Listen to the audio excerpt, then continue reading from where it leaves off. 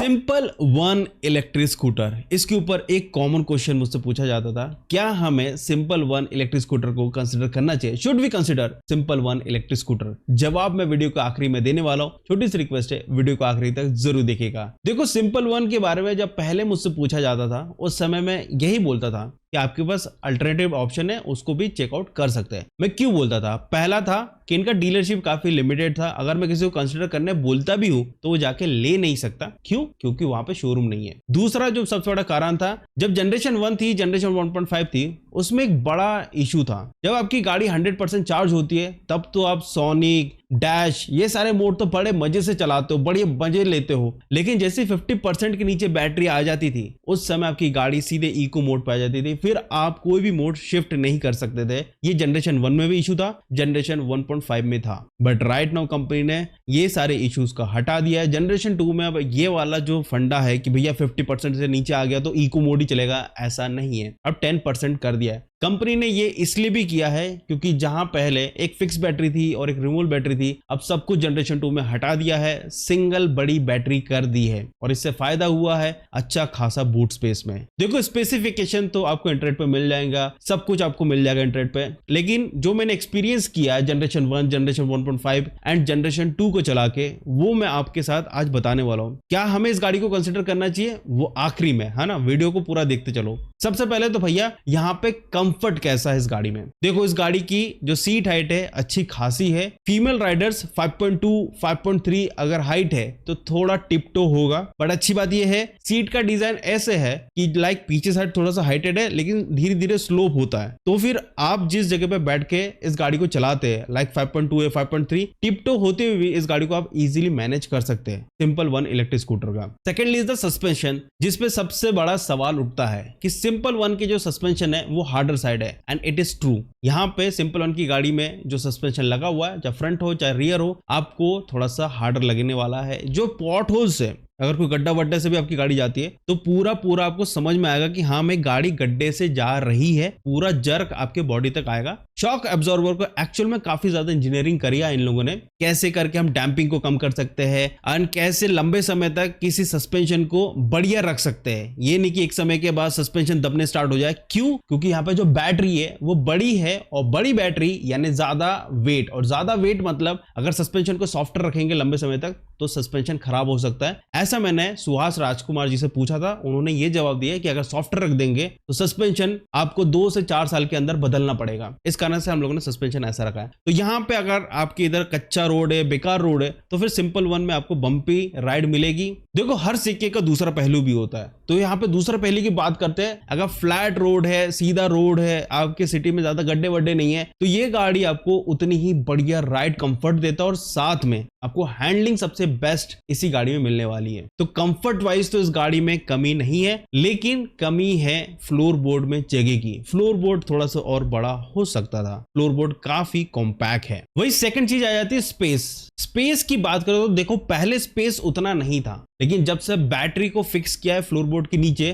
तो स्पेस अच्छा खासा हो चुका है। अंडर सीट स्टोरेज 34 लीटर का हो जाता है, और फ्रंट में फ्रंक आपको 1 लीटर का मिलता है। और फ्रंट में जो हुक है उसमें 1 से लेकर 3 केजी तक का एक बैग लटका सकते हैं। लेकिन अगर आप सोच रहे हो कि फ्लोर बोर्ड में अच्छा खासा सामान रख सकते हैं, जैसे मैंने पहले बताया, फ्लोर बोर्ड कॉम्पैक्ट है। अगर आपकी हाइट 6 फुट तक है तो आपको सिंपल वन में जो आपके फ्लोर बोर्ड पे पैर रखोगे तो आपके जो हैंडल बार में उसमें पैर लग सकता है, क्योंकि फ्लोर बोर्ड थोड़ा सा ऊंचा भी है और स्पेस भी कम है। आपको थोड़ा पीछे होकर बैठना पड़ेगा। जो नेक्स्ट चीज है दैट इज परफॉर्मेंस। तो इस गाड़ी का परफॉर्मेंस की अगर मैं बात करूं तो पहले भी मेरे को कोई शक नहीं था, और अभी के टाइम में भी कोई शक नहीं है। परफॉर्मेंस ऐसा है ना कि आपके चेहरे पे स्माइल ले आएगा, जरूर ले आएगा। इन्होंने सोनिक प्लस ऐड कर दिया है, जिसमें इस गाड़ी धुआंधार स्पीड से चलती है। धुआंधार मतलब मेरे को बताने की जरूरत नहीं पड़ेगी। आप एक बार टेस्ट राइड लेके देना और इसमें सोनिक मोड में चला कर देखना, आपके चेहरे पे स्माइल आ जाएगी।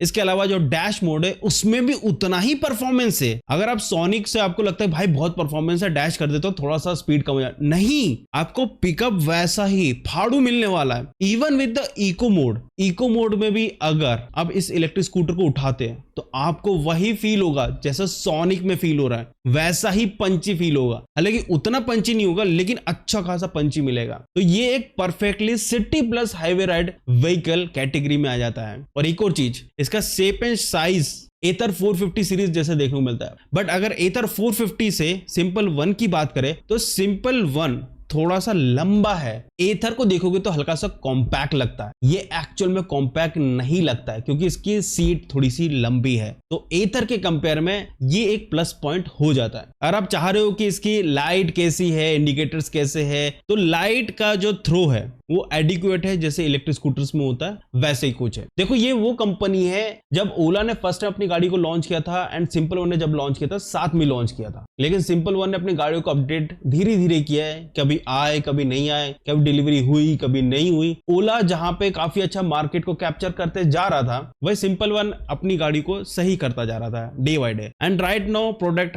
थोड़ा सा बेटर हो चुका है। परफॉर्मेंस नो डाउट अनमैच्ड बहुत बढ़िया है। आपको इनिशियल जो टॉर्क की फील होता है गाड़ी में वो काफी बढ़िया लगता है, बहुत सही पुल है इस गाड़ी में।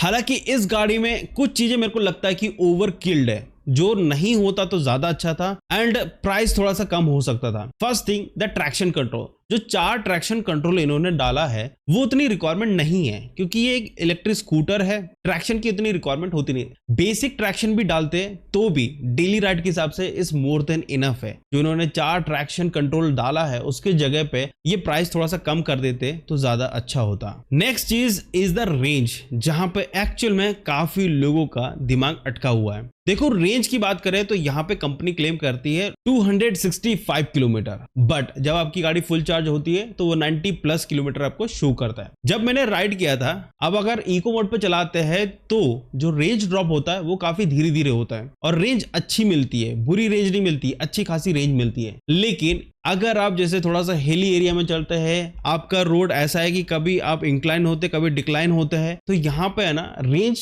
अच्छा खासा चेंज होता हुआ देखने को मिलता है। तो यहाँ पे जो रेंज आप एक्सपेक्ट करके चल रहे हो उससे थोड़ा सा कम ही मिलेगा, बट बहुत ज्यादा कम नहीं मिलेगा। अगर 190 शो भी कर रहा है, उतार चढ़ाव है, गड्ढे गुड्ढे है, स्लो है, सडनली स्पीड लेना पड़ रहा है, तो ऐसे पे मिक्स में आपको 160 प्लस का आपको रेंज मिल जाएगा। लेकिन अगर आपकी इतनी ज्यादा रिक्वायरमेंट नहीं है चलाने की तो मैं आपको बोलूंगा simple dot one is the good option, क्योंकि ये जो सिंपल वन है इसमें 5 किलोवाट आवर की बैटरी पैक आती है जिसको चार्ज होने में ओवरनाइट लग जाता है, आराम से लग जाता है। थोड़ा सा स्लो चार्ज है, 750 वॉट का चार्जर है, इस कारण से तो आपको रात भर रखना पड़ता है गाड़ी को चार्ज होने के लिए। तो यहाँ पे अगर आपकी रनिंग 60 to 80 के बीच में, तो फिर आप सिंपल 1S जिसमें आपको 3.7 किलोवाट आवर की बैटरी पैक मिलती है, उसे चार्ज करने में कम टाइम भी लगता है, प्लस आपको रेंज इतना मिल जाता है कि आप डेली 80-90 किलोमीटर चला सकते हो उस गाड़ी में। इको मोड में, इवन उसके ऊपर वाला जो मोड है राइड मोड, उसमें भी आप चला सकते हैं। परफॉर्मेंस हर मोड में आपको मिलने वाला है। एक और चीज मैं यहाँ पे बोलना चाहूंगा, जहां जहां मैंने सिंपल डॉट वन बोला है ना, वहां पे सिंपल 1S, मेरे को सिंपल डॉट वन याद रह गया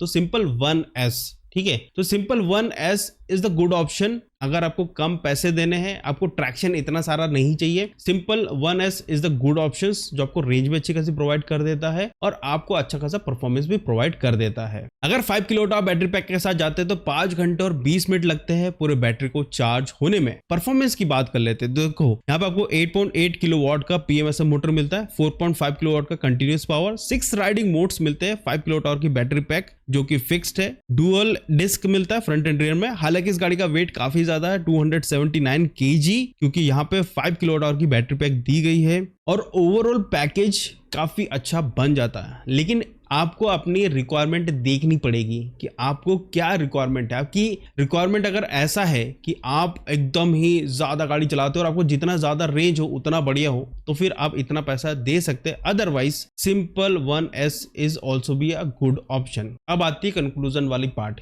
क्या हमें इस गाड़ी को लेना चाहिए। यहाँ पे ना 2 चीजें। पहला, अगर मैं आपको कंसिडर करने बोलता भी हूं और आपके एरिया में नहीं है तो फिर वो कंसिडर होने का कोई फायदा नहीं है, ना कंसिडर करने का कोई फायदा है। आपके एरिया में सिंपल वन है ही नहीं। लेकिन अगर आपके एरिया में, आपके आजू बाजू सिंपल वन का शोरूम है तो फिर आप एक बार चेकआउट कर लेना। व्हीकल में अभी के टाइम में काफी सुधार हो चुका है, कमियां कम है। इक्का दुक्का इशू लोगों को मिल रहा है, वो तो हर कंपनी में हर गाड़ी मिल रहा है, लेकिन लेकिन कंपनी यहाँ पे उसको फिक्स भी कर रही है। बात यहाँ पे एक ही चीज आ जाती है, महंगी। ये गाड़ी रेगुलर दूसरी गाड़ियों के कंपेयर में महंगी है, लेकिन अगर आप टीवीएस iQube जो ST मॉडल है उससे कंपेयर करते हैं तो यहाँ पे आपको रेंज ST मॉडल से ज्यादा मिलता है और प्राइस लगभग उसके इक्विवेलेंट ही है। तो ये एक व्हीकल सेंसिबल बनाता है। हालांकि ये उतनी प्रैक्टिकल नहीं है जितना टीवीएस iQube है, लेकिन आपको एक फन टू राइड इस प्राइस पॉइंट में गाड़ी चाहिए तो सिंपल वन एक बहुत अच्छा ऑप्शन है जिसके तरफ आप जा सकते हैं। पहले मैं इस गाड़ी को ज्यादा कंसिडर करने नहीं बोलता था, लेकिन अब मैं बोलता हूँ कि हाँ कंसिडर कर सकते हैं, लेकिन लेने से पहले हर गाड़ी को टेस्ट राइड करना। अगर आपको अच्छा लगे तो ही लेना। मैं ये नहीं बोल रहा कि भैया लेना ही है, आपको अच्छा लगे तो ही लेना। पहले अपना बजट डिसाइड करो, गाड़ी देखो, आपको कौन सी गाड़ी का डिजाइन, आपको लुक एंड फील, प्रैक्टिकलिटी सही लग रही है, उसकी तरफ ही जाना। जरूरी नहीं है सिंपल वन ही लेना है, लेकिन ये ऑप्शन बुरा भी नहीं है। Thank you so much for watching this video. अगर यहाँ तक वीडियो देख ले तो लाइक शेयर सब्सक्राइब जरूर कर देना। कुछ कमेंट है, कुछ थॉट है, अगर आपने सिंपल वन की गाड़ी ली है तो जरूर कमेंट कर बताइएगा कैसा आपका एक्सपीरियंस रहा है सिंपल वन के साथ। जरूर कमेंट करके बताइएगा, जिससे हमारे लोगों को पता चले कि सिंपल वन की सर्विस कैसी है, ओवरऑल एक्सपीरियंस कैसा रहा है। कंपनी अभी भी नए नए है तो यहाँ पे कंपनी अपने एक्सपीरियंस को बेटर ही करना चाह रही है, जिससे लोगों तक उनकी गाड़ी ज्यादा से ज्यादा पहुंचे। थैंक यू सो मच, मिलते अगले वीडियो में, बाय बाय।